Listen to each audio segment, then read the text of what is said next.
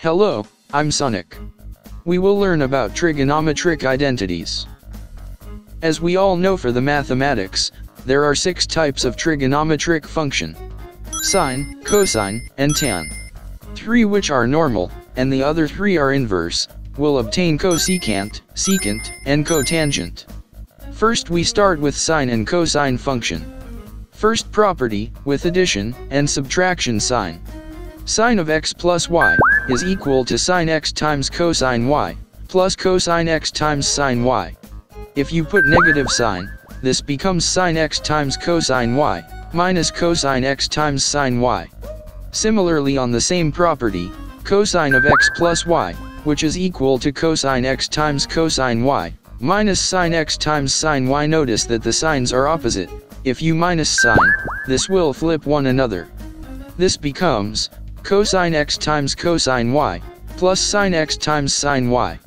Second property, if we replace y to x from previous property, say x plus x, which is 2x.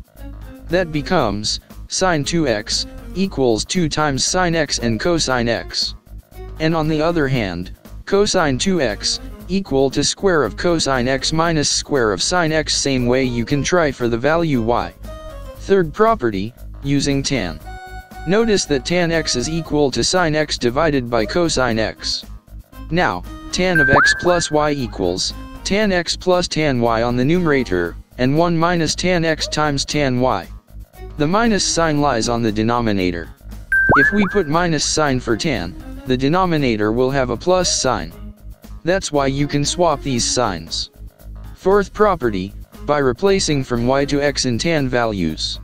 We get tan 2x equals 2 times tan x on the numerator, and 1 minus square of tan x on the denominator. And finally, the fifth property. Sine x plus sine y equals 2 times sine of x plus y divided by 2, and cosine of x minus y divided by 2.